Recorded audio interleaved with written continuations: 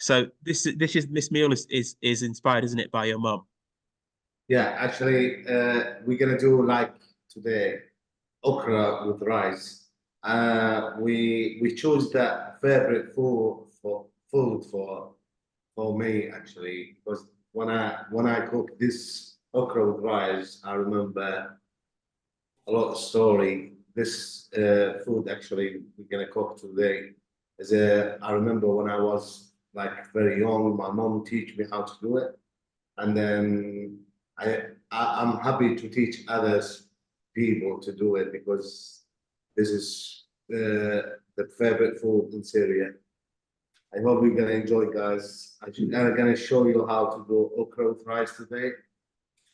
Uh, we're gonna start actually with the okra. We got here fresh okra.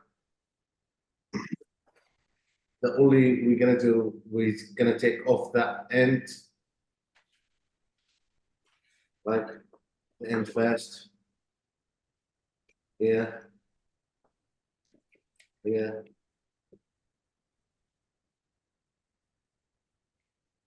And then the okra being washed as well. If you take time to do that, it's fine because you have to wash it before you use it.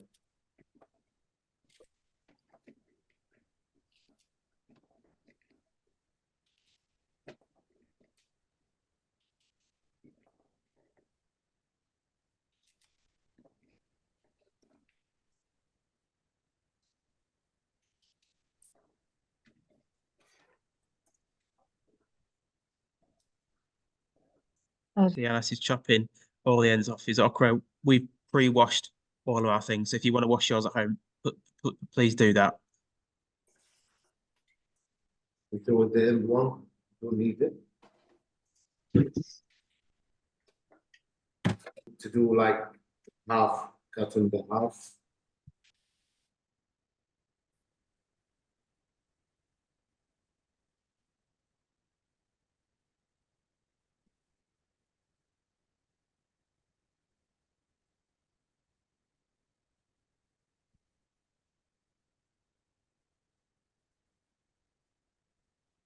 Okay. We turn on, sorry, the oven. We bought the medium hot.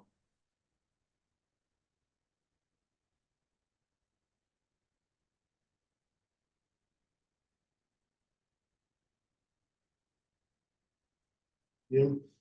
I got here vegetable oil. We need like four 4 tablespoons.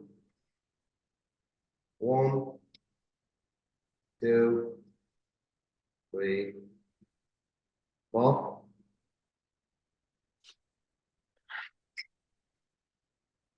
Okay.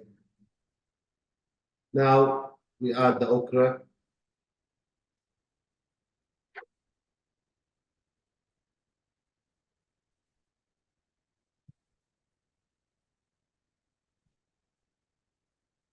Just make sure, guys, to put like medium hot in the pan, please. We, we need like 4 fresh garlic. 4 fresh garlic as well. We start to take off that skin off of the garlic, please.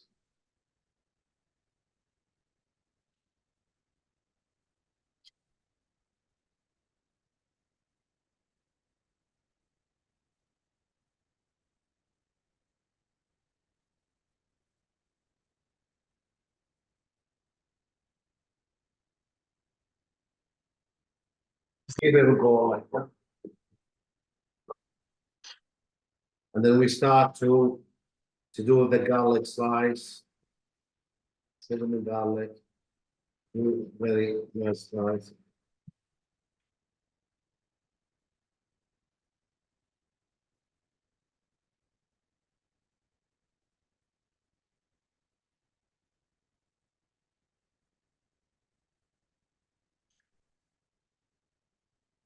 Yeah. Now we can add the garlic on the okra.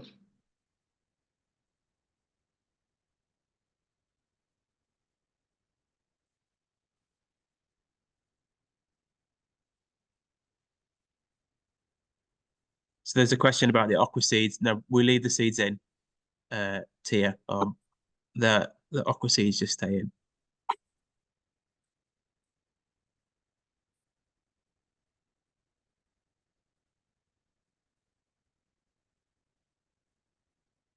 And then now also we got here black pepper. We need like half teaspoon. We got here salt, need half as well, half teaspoon. I've got seven spice. We got two like teaspoons on there, please. Simple, like more, simple, like at least depends, but this is originally how to do it. We've got okra in the pan, we've got garlic, we've got salt and pepper, and we've got 7 spice. And then I've got here tomato paste as well. We're gonna add 3 taps of tomato on it, please. Good. Gonna mix it, please.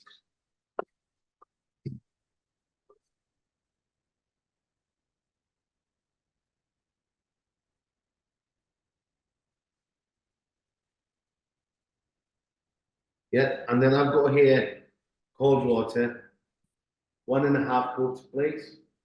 We're gonna add on the okra. So we're adding 300 milliliters of cold water. Okay, now we keep it in medium hot, please.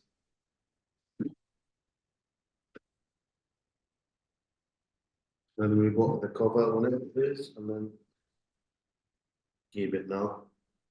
Okay. Actually, we're gonna start with the to do the rice now. I've got here basmati rice. It's called Sarah rice. I've got 1 cup on it, and then we're gonna wash the rice 3 times, like 4 times.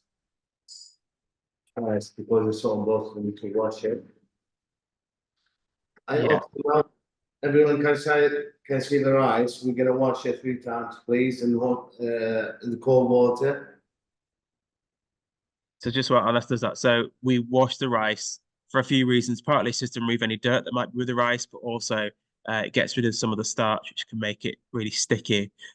So if you're washing at home, you want to wash it 3 or 4 times with cold water, and you'll start to see that the water becomes less cloudy as you kind of move on through your washing stages. Some people like to soak the rice as well. We buy Mahmoud Cellar rice, which is really, really good rice. And I'm told Cellar rice is 0.8 millimeters longer than basmati rice, and that makes all the difference when you're coming to make Syrian food. So I don't know whether you've got that today or just got standard basmati rice, but hopefully you're washing it now and preparing it ready to go into the pan. So once you've washed it, make sure you drain off the water. Yeah, after we wash it, you can see everyone to dry of the water now.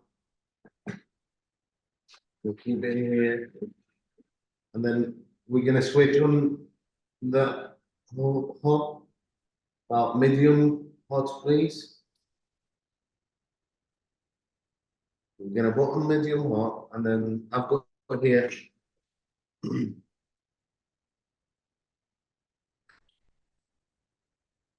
Here, vegetable oil. All we need, like, for the spoon table, please, for 3, 4. Okay. I've got here is a cardamom. You only need like 4 pieces of cardamom.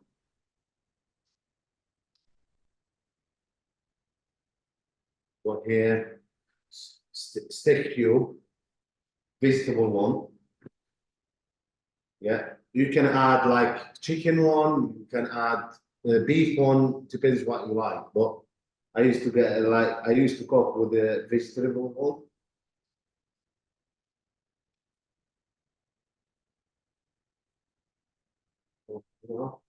So when we did this method last time with a lot of people, one of the people said he will never go back to cooking rice another way. It was so good. So hopefully you would get the same enjoyment of cooking rice this way tonight.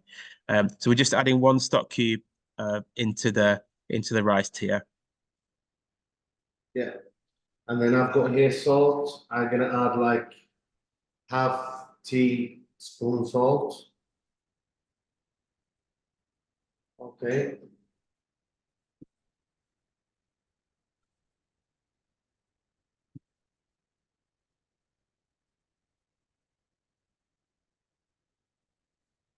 Yeah, about the rice, I've got like I said, we had like 1 cup of the rice. We need every 1 cup of the rice. We need 1.5 cup of water, please. And then we start now to add the rice in the pan. So don't worry if your rice is making a similar noise to Anas. It's important just to fry the rice ever so slightly, and you want to stir it and make sure all the rice is kind of coating with the oil that you've got in the pan, and it's getting the flavor from the stock cube and the cardamom as well. And then we'll go in with the water in just a moment. We mix it a little bit.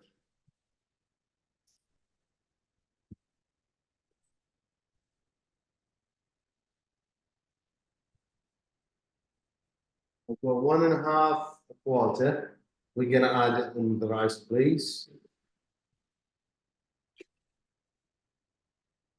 We're gonna give them a little bit more, mix it.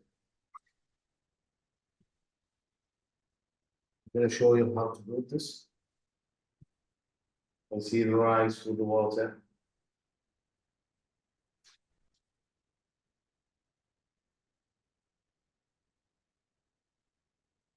We're gonna wait till this rice with water is gonna boil a little bit, and then after that, we put a little bit down of the hot, and then we keep it, and then we're gonna start to do salad. Yeah, so we're bringing the rice to the boil, and then once it's at the boil, we'll pop the lid on and turn it down to low. About 2 out of 10, something like that is what you want it on, so it cooks nice and slowly. So we have so I think just one more thing to do before we hand over to Saeed, isn't there, Anas? We just need to put the coriander into the bamia. Yeah. And then I've got here fresh coriander. We're gonna take off that stick because we don't need it. Everyone can see it. This one, we're gonna take it off. And then we start to do the slice for that coriander, please. Like very small slice. Take your time when you do it. And then if you want any question, just ask. We are here for you. The so important things. I need, honest guys, I need everyone gonna happy what you're doing today. And then don't forget to ask, please, any question. And then if you're struggling to do anything, just ask. We're gonna show you how to do it. So Okay, hi everybody. So while there's a bit of a lull in cooking, Saeed's going to speak to us. Saeed is one of our equal access scholars. So he received a scholarship from the University of York, which has allowed him to study here with us. So I'm sure he'll tell you a bit more about what he's studying, his kind of journey to York and what the scholarship kind of means to him. Saeed, are you happy to chat? Yes. Hello everyone. I'm Saeed. Full name Saeed Nasratullah Hashim. It's a very lengthy one, but yes, you can call me Saeed. I'm originally from Afghanistan. I came to York last September, and I'm studying conflict governance and development at the Department of Politics and International Relations at the University of York. My journey. Actually, I have to start way back when I was very young, and I started my journey as trying to get into a university into the UK or any other international university or a university abroad, because the quality of education which I was following back home was not what I was expecting and what I was thinking about to have. And as a person, as a young person that can contribute to my country and do something for my people and make a positive impact, I was really following this goal to get into a university abroad with a good standard, with a international standard. So I started my journey and applying for universities all around, from United States to United Kingdom, and then got my offers of placements from different universities around the UK, which are around 4 or 5 universities from different cities, from London and Coventry and other cities. It took me 6 years to follow this path and keep trying for getting into at least a university. I got my offers, but financially I wasn't able to afford this. The tuition fee plus the accommodation and everything else, as I can claim that we are a big family, and my father have to cover lots of other expenses for my rest of the siblings, and probably it is not worth.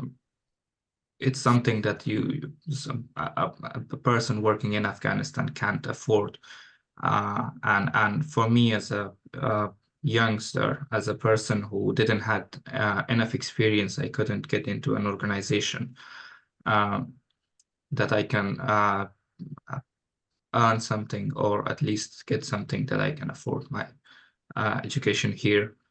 My undergrad background is in civil engineering, and the situation in Afghanistan, the collapse, the political situation, and specifically the war and conflict dragged my attention into politics and conflict studies of war and peace. Situation just dragged me into this field of study, which I was really interested from the beginning, but I was aiming for something else when I was studying my undergrad.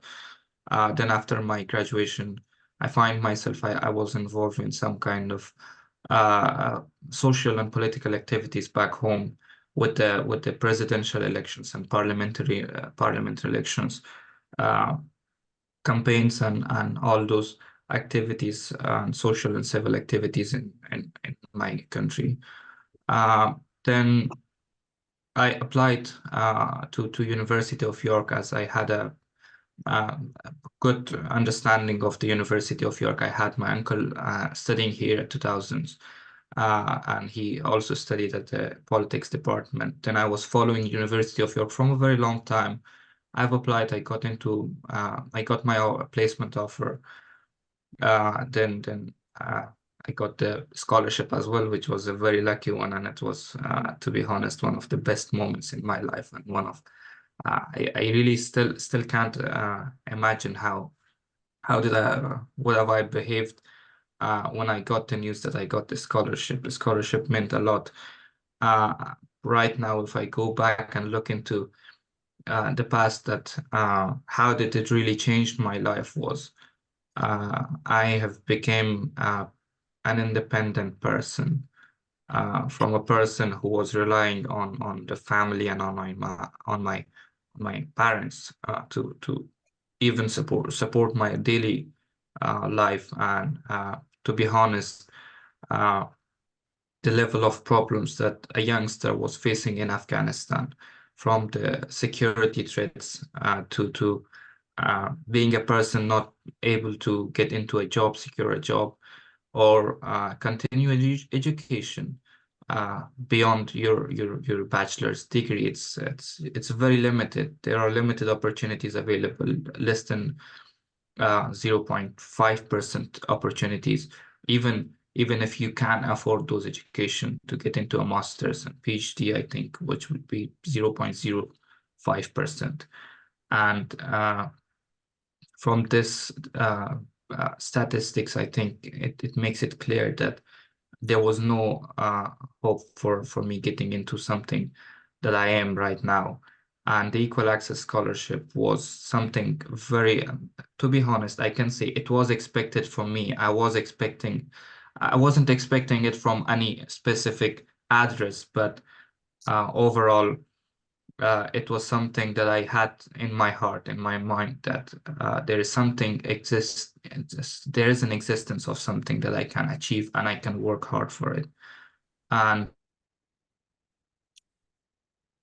yeah, after getting scholarship, the path wasn't really smooth and very easy to go towards. It's very hard to get a scholarship. Most of you may know that British Embassy doesn't exist. It's not active in Afghanistan. We don't have any UK or British embassy there, so we have to travel to another country or to a third country where there is a consulate for issuing a visa, then moving. And there are no options other than Pakistan where you have to travel. There are challenges for UK for Afghans to get into any other country to get the visa that they require for traveling into those countries. I finally managed to get a Pakistani visa, travel to Pakistan. Unfortunately, there was a very unexpected error with the UK VI system then, which stopped me, which completely stopped me from getting my visa on time, and I couldn't make it on time. So I just contacted the University of York OPA team, which Jenny works with, and I'm really glad that they could they deferred my offer for, as I was expecting to be here in 2022, but I couldn't because of this problem. I just postponed my offer to 2023, and also my scholarship. So overall, it was a very unexpected event, and I was advised by University of York and another charity foundation, which was helping me throughout this process, which because of my family background, and I also did some internships with some international organizations back home, also with the government. I work with the government Ministry of Rural Rehabilitation and Development, which was highlighting me as a person being in threat after the collapse of the government, and also my involvement with the presidential election and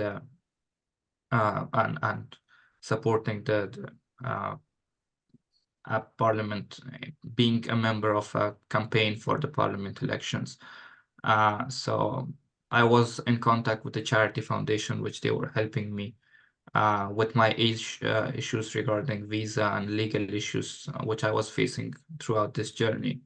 So they advised me to stay in Pakistan and not to go back to Afghanistan while I was off. I deferred my offer, so I had to stay for 1 more year in Pakistan, which was a really challenging period of my life. I had 2 months visa, which was going back and forth. I had 1 year visa and 2 months stay each time, so I had to travel back and forth to Afghanistan on the same day, which is a really challenging issue. I don't think that anyone has ever experienced traveling through land to Afghanistan and our group, but it's a very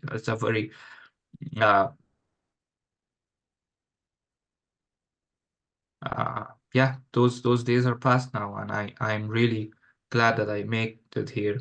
And I think equal access, they have asked me the question that what equal access means for you and what it makes you in.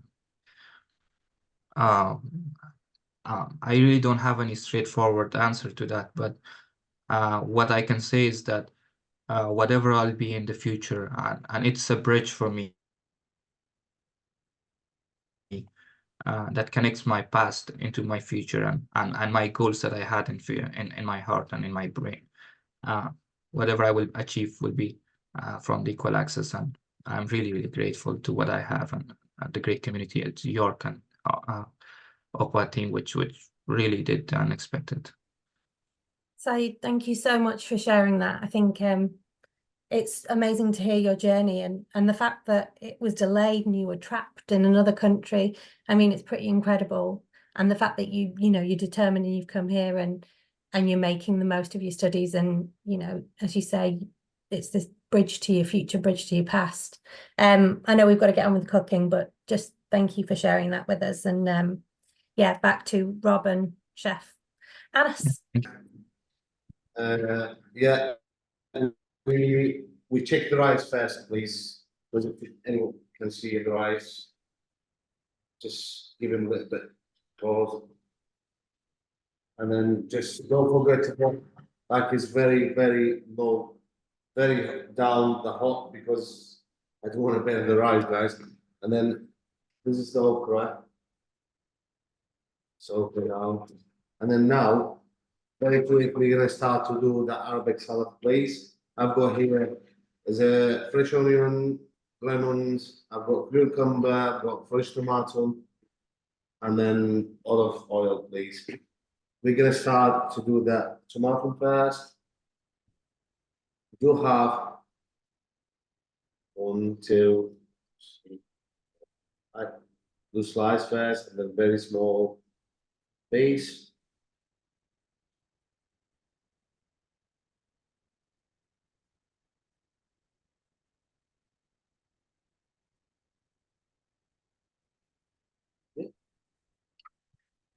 So We're gonna just cut the half of that cucumber now, like so, please. Everyone can see it. Then we're gonna do like sticks. 1, 2, 3, 4. 1, 2, 3, 4. Everyone can see the piece, very small one, like stick. Okay. We're gonna like do that small piece of it.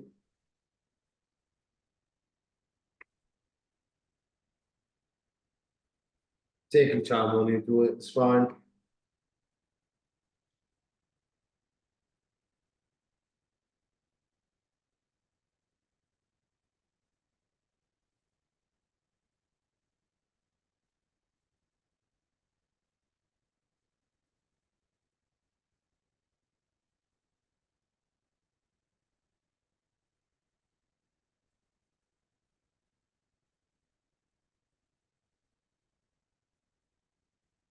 Now, got fresh onion, 1. You're gonna take that end off, and then you're gonna take that skin off, like, you want to see it? Onion.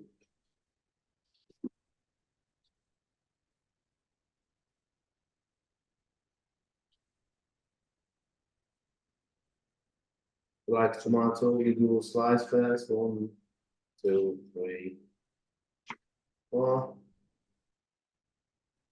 Small piece.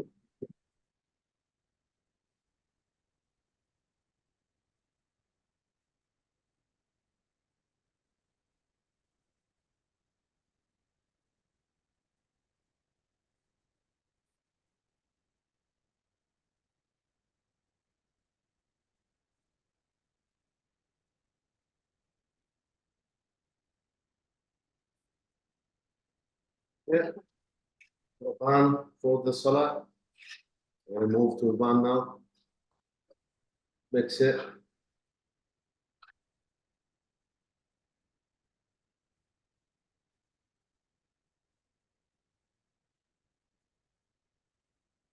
We do a chicken, the rice. Yeah. Yeah. The chicken, the bamia, it's okay. We keep it like 2 minutes, and then we turn off that. Oh, because I think it's ready with rice and bamia.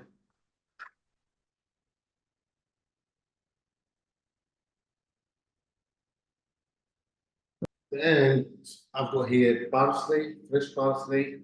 Exactly, we're gonna like cut in like what we did last time, coriander. You take that steak off, and then just reduce very small slice, you know.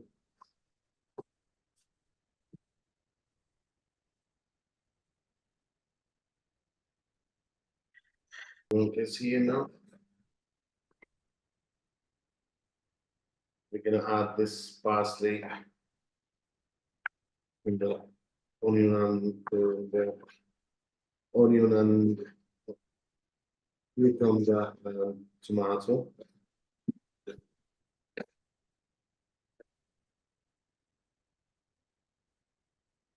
Yeah. Go here, 1 lemon. We're gonna cut in half.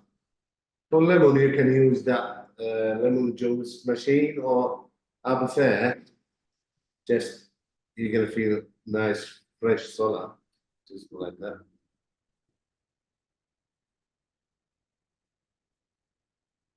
Yeah. That's first one, second one.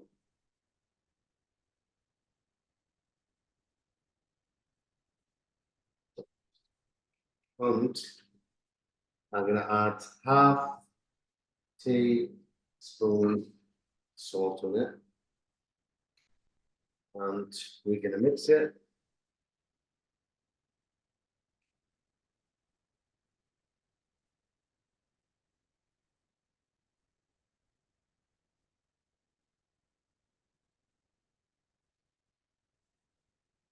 You can see it.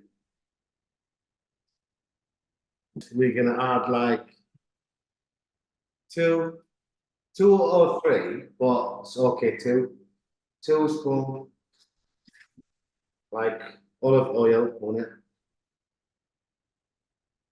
One, it's two. I like it. I wanna put three. Now your salad's ready. Gonna take it. One.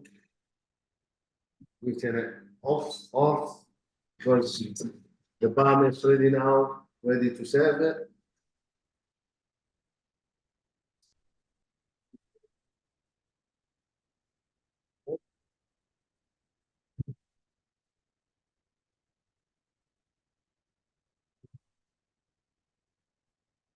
How's everyone doing?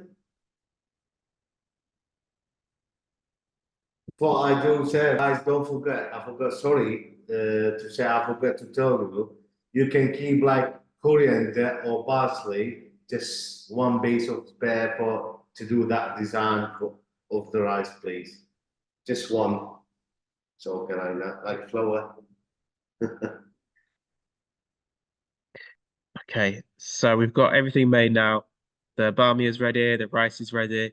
So I think, Alice, you're going to serve it up at you in a nice way. So Yeah. Tia asking where can we buy this spice mix in York? So two places. You can buy it from Zamzam supermarket, which is on Layerthorpe, or you can buy it from Macca Foods, just on Hull Road near the university. Or someone actually put the ingredient list in the chat earlier on. You can make it yourself.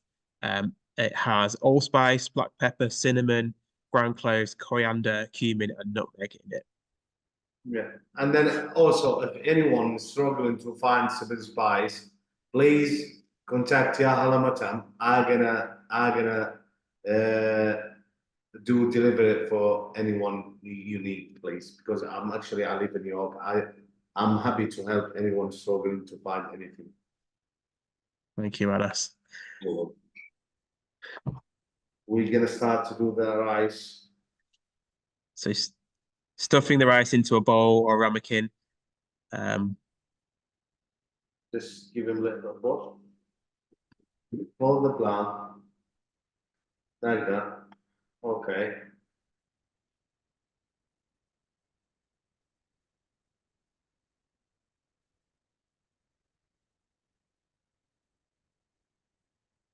This is why I told you just keep parsley or coriander.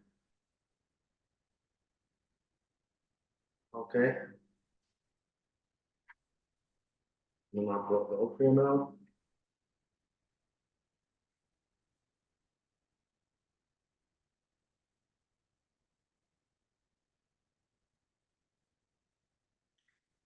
Anas, is this how your mum used to make it for you in Damascus?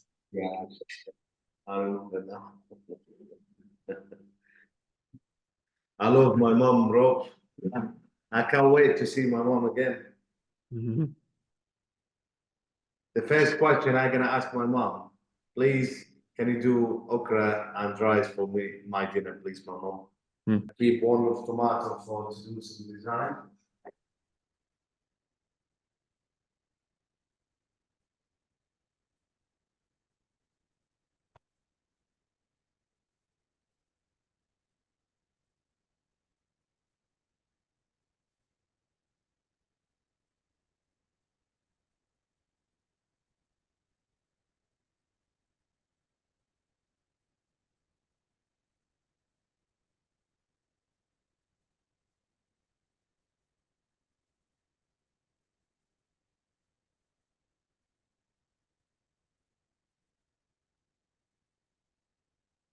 So And actually, I've got Arabic bread, just do half.